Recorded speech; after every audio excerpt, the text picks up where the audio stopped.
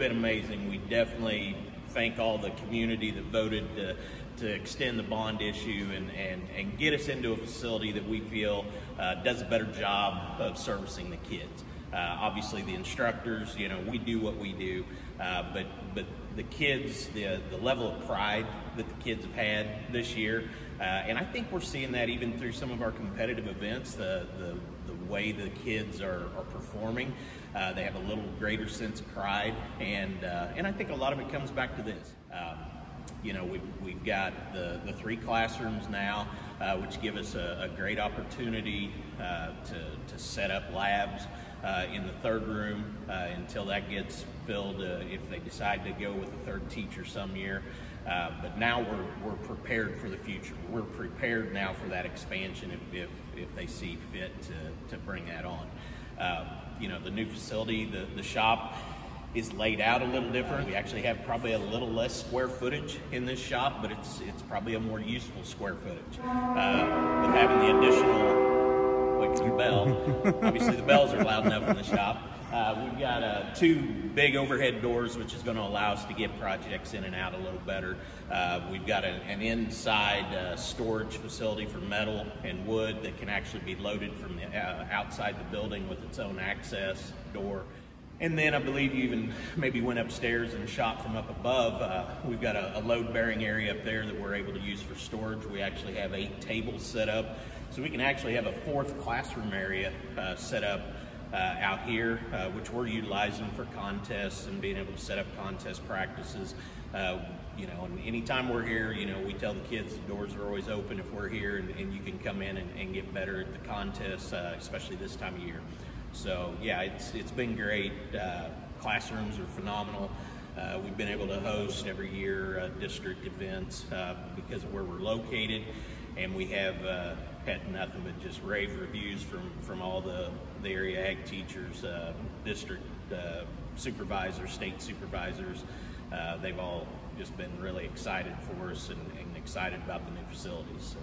And Cameron FFA is, I've had to explain, it's one of the oldest FFA programs in Missouri, is that right? We were pretty fortunate when the Smith-Hughes Act was passed by the Federal Congress in the spring of 1917.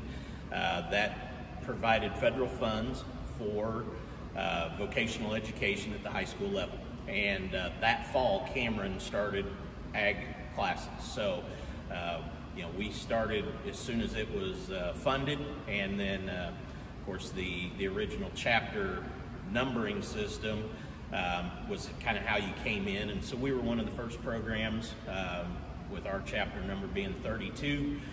We were one of those first programs that started when Missouri FFA was formed. So.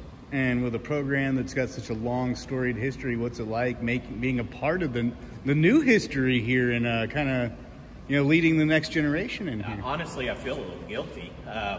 It's kind of crazy to think that there have been ag instructors here since 1917.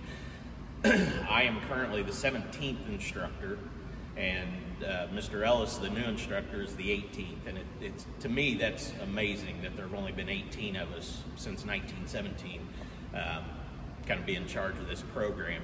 And I think about the ones that have put in work to get the facilities, you know, throughout history. And then, you know, I've been here for 9 years and is all, but, you know, and then I end up getting to be a part of teaching in the new facility as it came on board. So honestly, I feel a little guilty, you know, with all the, you know, with Miss Buller just leaving. She put in 19 years, I believe, here. You know, Keith Deachold was an alumni. He was a graduate of Cameron High School. He's now our state supervisor at DESE. And he was an instructor here. Mr. Dotson, Jim Riley, Mr. Robinson, the list goes on and on. Mr. Wes Strange, Ron Alden, there's a bunch of them, you know, that they all went through the old building, and there's nothing wrong with the old building. It was still a good building. It was just time to update and modernize and give something that kind of served the modern ag program a little better than maybe what the old one did. And one more question based on a conversation we were just having, which was on a lot of economic people are looking at, you know, big tech and big ag, and they're starting to see, you know, agriculture is going to be that next leap forward as far as the economy goes. how important is it to put kids in facilities like this where they can, you know, take that new idea and have an environment? This is working at a school, right? So, bells never end. And have a kind of environment like this where they can kind of stay ahead on the tech in a building that can support those technological advancements. Yeah, it's essential. We're seeing that, you know, and a lot of times, you know, I go back to like the contests and stuff. Those are the things that a lot of times the public sees. We're starting to see that change even come through them with additions of contests like food science and technology. You know, that's a new area for most ag programs. Most of the time we haven't been into that a whole lot, and now we are. And like you said, having a facility that's going to be able to support that type of program and prepare a kid for an entry level, you know, most of those jobs they're not going to step straight into out of high school, but they're going to have a better base when they do go into that program at the college level and university level.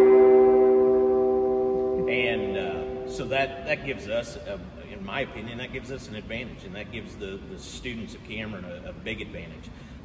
Having a facility that, like you said, can support that type of technology, and as we, you know, continue to expand and develop our program and the class offerings that we have, we now have the facility that's going to allow us to do that, and really it just comes down to the training that the instructors can get to where we're making sure we're doing a good job for the community and for the kids. I think that's a great way to wrap up an interview.